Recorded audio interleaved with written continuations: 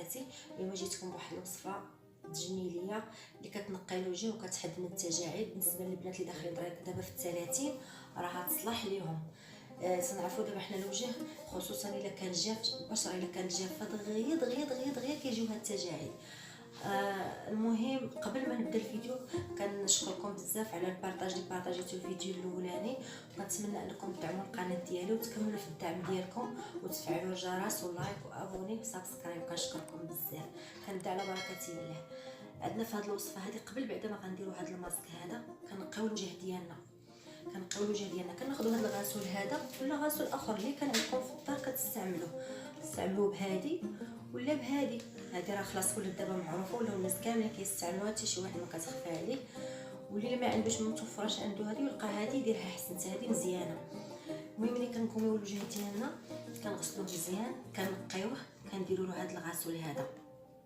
البنات هذا الماسك هذا واعر ديال الودعه والحلزون، انا استعملته خصوصا البشره الجافه. هذا جاري. بالنسبه للبشره الدهنيه راه كاين هذاك اللي ناشف شويه، بالنسبه هذا واعر قسما بالله الا استعملته ولقيتو واحد الماسك روعه خصوصا انه ديال الودعه وديال الحلزون.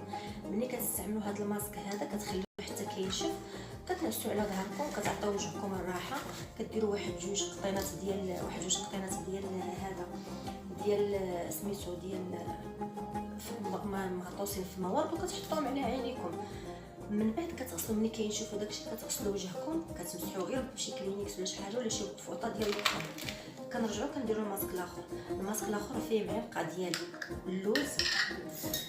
اللوز، حلو، معلقه، وكنديروا معاها معلقه ديال الكزار المقلي، كنقولوا في الصحراء المقلي، راه كيتباع عند العطاره، تلقاه اي عطار كيت عنده كتلقاه عنده. معلقه ديال النيدو، هذه المعلقه هذه ديال النيدو. ملي كديروا هاد العناصر هادو كتجمعوهم بدانون مسوس، الا كانتو توفر عندكم دانون مسوس. انا كنفضل هذا الشيء اللي كيكون فوق في البدايه ديال الدانون. هذا هو الروح ديال الماسك. كديروه بحال هكا، كتخلطوه بهذا الدانون هذا مسوس. من بعد كتخلطوه مزيان حتى كيتخلط مزيان.